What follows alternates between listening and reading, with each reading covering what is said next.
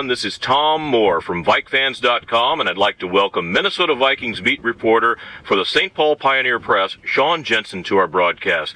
Sean, we're happy not only to have you here at VikeFans.com, but we're glad to have you back in Minnesota after some dark years where you went to cover the hated Bears in Chicago. How are you today? I'm doing great. What a great introduction. Dark years. I actually had a great time covering the Chicago Bears and being in one of my favorite cities. So, but it is good to be back home because this certainly is home for me. Well, Sean, I wanted to ask you a little bit about your background in journalism in general, and I know you teach a class at the University of Minnesota. Can you tell the listeners a little bit about some of the biggest problems you see facing graduating television and print media journalists today? Well, I don't think it's as doom and gloom as everybody makes it out to be. I know that a lot of people feel like the newspaper industry in particular is struggling, and media outlets in general are struggling as kind of the corporatization of this industry is taking place. But I think that what I tell my students is the skill set that they can develop by becoming good journalists with great fundamentals and with the proper skills, that stuff translates to so many things. I mean, I know journalists who are doing all kinds of amazing things in journalism and outside of journalism. And I think that's the biggest encouragement. You cannot say that about a lot of careers. You may make a decision to be a dentist or something, but if it doesn't work out or you don't like dentistry, it's going to be tough to be able to take that skill set and translate it to something else. But journalism's not like that. And I think that's really one of the great things about our profession. You know, I know Al Gore is a journalist, and he ended up becoming a vice president and became a media mogul.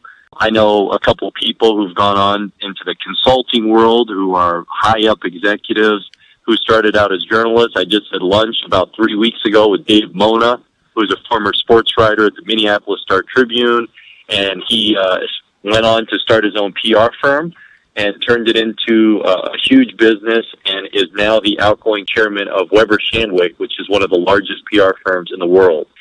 And so the things that you learn as a journalist and the skills that you gain are highly transferable, and they're very useful for a lot of different things. Well, I know recently on your own work, you wrote a piece for the Pioneer Press on the charitable work of Viking Hall of Fame guard Randall McDaniel and his wife Marianne with a terminal cancer patient. I'm curious from your perspective, how do you learn about these activities, and then how do you go about developing a story for the newspaper?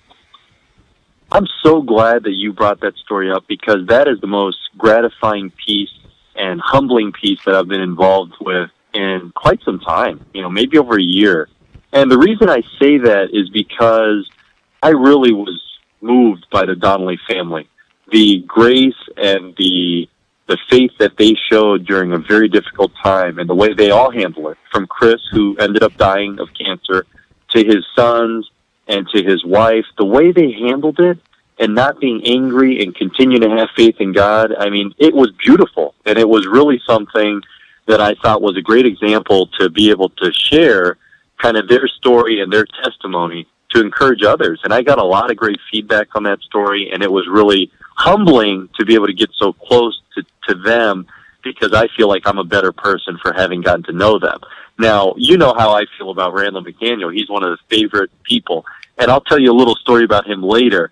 But how that story came to be is this. I was out at a practice on a Tuesday, and I saw Randall at practice. And I'm thinking, okay, that's not a big deal. I've seen Randall at practices before. Well, I scan around, and I see Marianne, who I know. And I say, oh, hold on. Now, something's happening here because Marianne just doesn't decide to come to a random Vikings practice, okay? And so I kind of sidled up to Randall, and I said, hey, I know why you're here. Why is your wife here? And so he went to tell me the story of how they try to help this family and provide a special day for the father.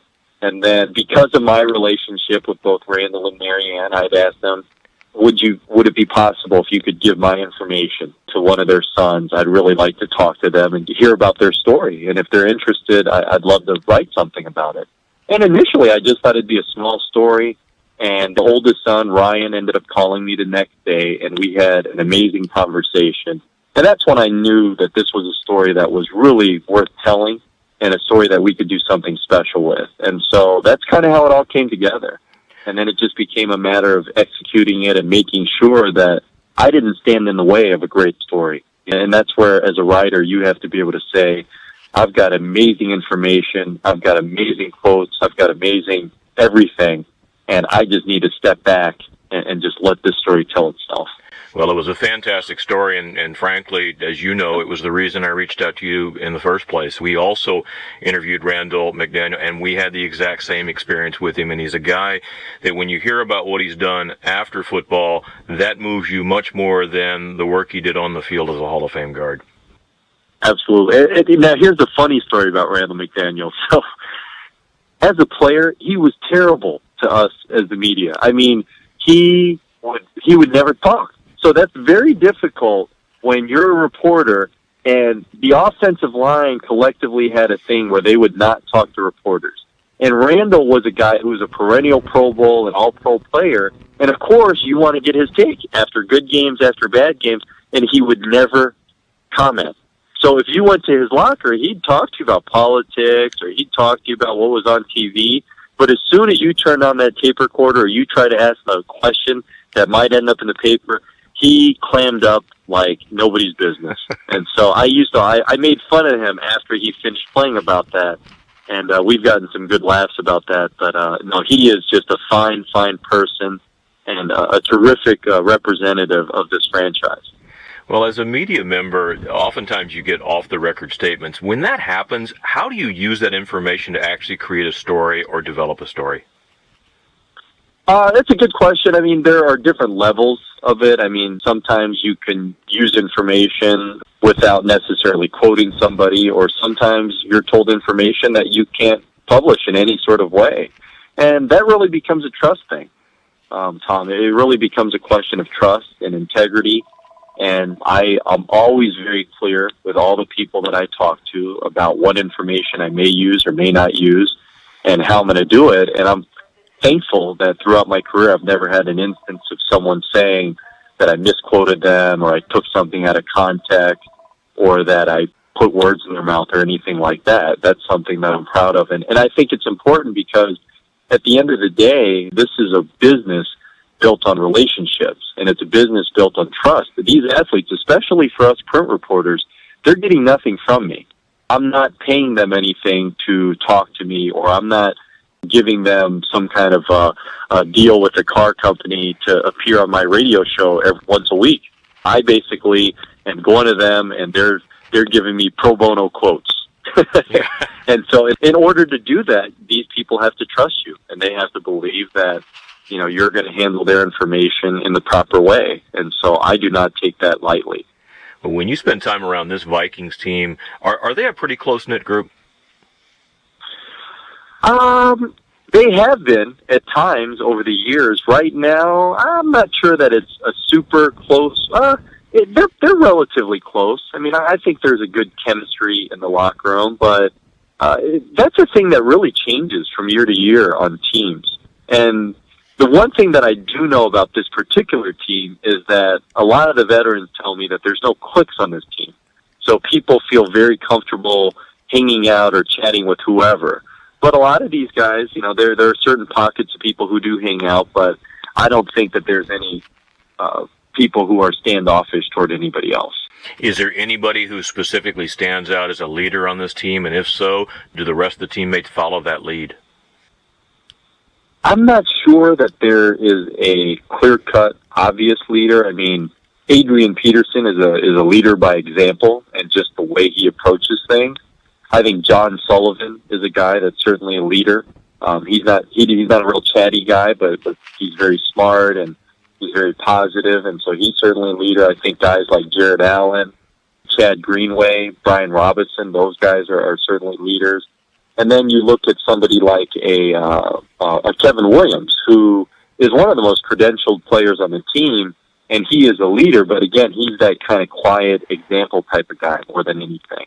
Right. And then an emerging leader, I think, is Harrison Smith. I mean, he's just such a charismatic player who plays the right way. He's kind of a throwback in many ways, and his teammates really respect the way he approaches the game.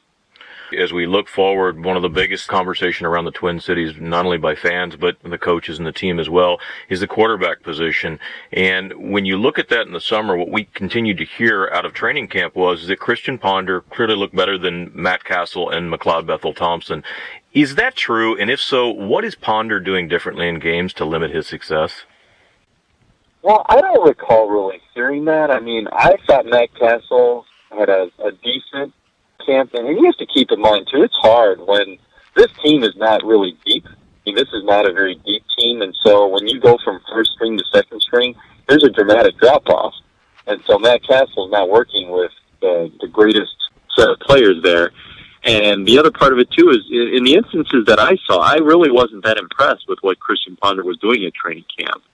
So I'm not sure, where that information came from per se, but what Ponder's doing, it's not surprising me, and I'm not optimistic that it's going to dramatically turn. I think at this point we would have seen instances of Christian playing consistently at a very high level, and we haven't seen that. And really the best stretch that Christian's had is in December, when he was really kind of babysitting the offense, with the exception of like that Packer game. But in general, for several of those games, he was really limiting the turnovers and then making some of the routine plays routinely. And you need more from your quarterback. You need more from a quarterback if you're going to look to win a championship. Well, a lot of people say he looks real mechanical in what he does and almost afraid to let the ball go. In your time seeing the team when you've been back this year, or even when you were in Chicago covering the Bears, did you ever see glimpses of him that said, hey, there's flashes, this guy's got something, or has he pretty much been the same player throughout the 3 years?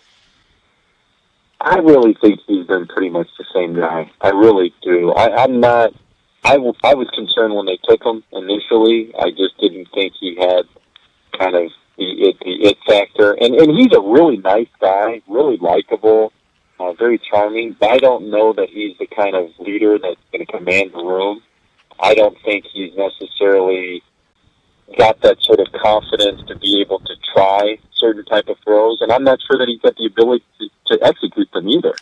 When you look at the league, Tom, look at the elite quarterbacks, and you see something in common. And I think what you see in common is that they take what the defense gives them, but they also take what they want in some instances. You have to be able to do that.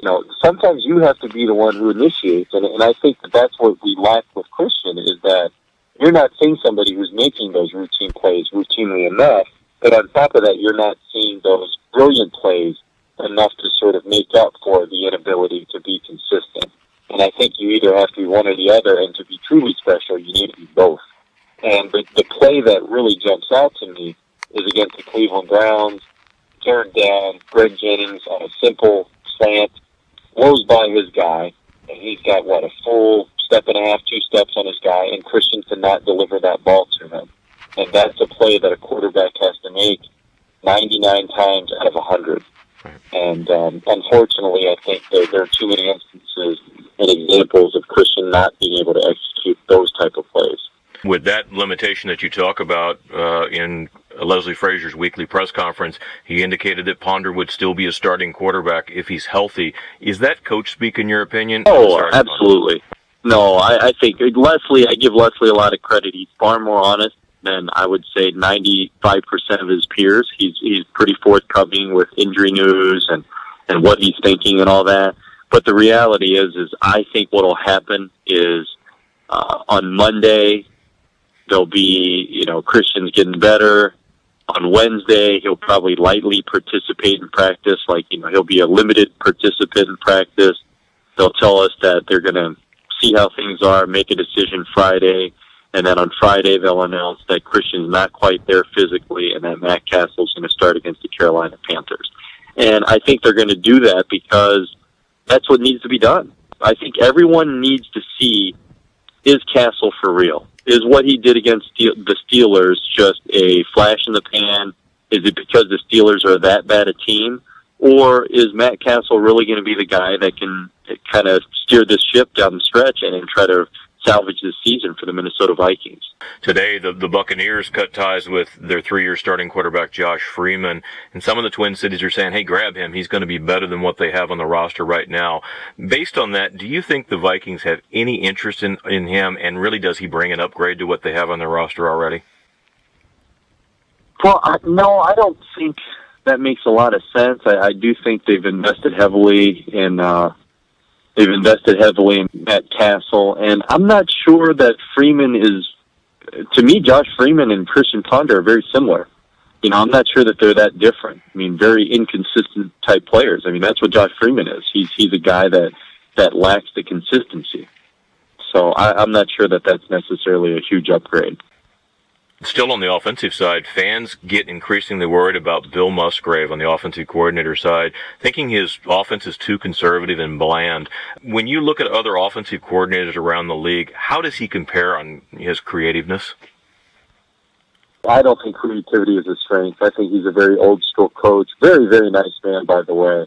But no, he's not somebody you're going to use the word innovative with or anything. And if you look around at the league, at some of the teams that are doing well on offense, it's because they're dynamic and they're creative and they're looking for those matchup issues. And I look at, like, for instance, the San Diego Chargers. Phillip Rivers has had some really down years over the last few years, and they bring in Mike McCoy, the guy who was the offensive coordinator for Peyton Manning down in Denver. Right. And he's been able to figure out how to work with Phillip Rivers. And then, meanwhile, one of his top lieutenants gets promoted, Adam Gase, and he's doing great stuff with Peyton Manning, and that machine continues to chug along. And so I think that that's what you're seeing with the really good teams that have great offenses, is that sort of dynamic element. And I do think that the Vikings offense tends to be a little too predictable and a little too kind of old school. Are you surprised that his vaunted 2 tight end offense really isn't using the tight ends? I am surprised, frankly, because I thought Kyle Rudolph would be used a lot more. I think Kyle Rudolph is a good weapon, but it has been surprising how little he's played. Not how little he's played, but how little his production has been up to this point. So I would imagine that's got to turn around at some point, but that again has to come down to the consistency of the quarterback to be able to get more first downs and all that. Well, on the line, John Sullivan and Matt Khalil, they tended to be the most consistent players in 2012, but the line's been pretty shaky this year based upon their performance. What's happened to change this year? That's a great question. I am not quite sure what the issue is. And I wonder how much Felton factors into that. I mean, he is a Pro Bowl caliber fullback, and they did play better against the Steelers, and so I don't know if he's that good. Maybe he is that good, because the other parts don't make any sense to me. And I do think that the interior guys are just kind of that. They're just guys. And Phil Lodeholt has not played at the level that he was at points last year. And Khalil certainly hasn't been as consistent as he needs to be. And I think that Sullivan's not quite healthy. So there are a lot of little issues there. But they're one injury away from really having serious problems, because their depth on the O-line is just, it's bad. It's really, really embarrassingly bad. So fans can complain about what they have right now, but it can get worse.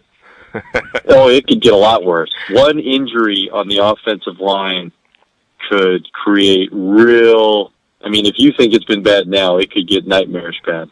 When we turn over to the defense, the Vikings have run this Tampa 2 defense really since Brad Childress came to town in around 2006, and they've really never been effective defending the pass. Is it an antiquated defensive scheme, Sean, or do the players simply not fit the scheme?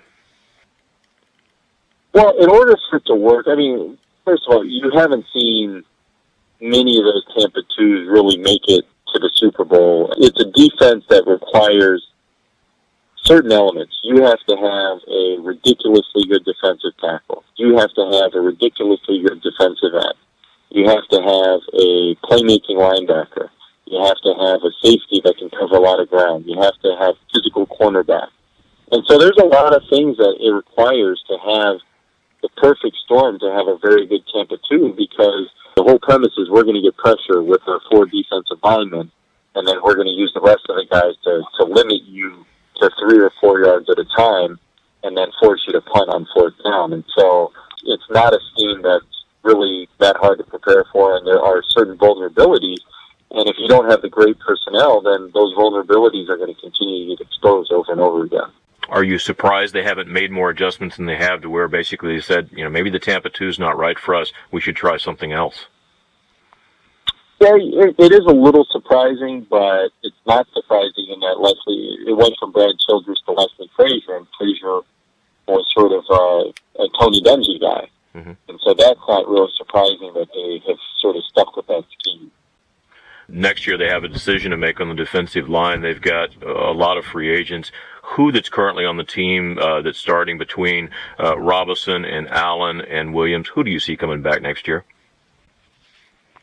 Well, I don't see Jared coming back, and I don't see Kevin coming back. I don't see either of those guys coming back, and they're going to leave a huge void, and that's where the expectation is that Everson Griffin is going to continue to develop, and it was a very encouraging sign for the Vikings that he made that critical play at the end against the Pittsburgh Steelers and Ben Roethlisberger.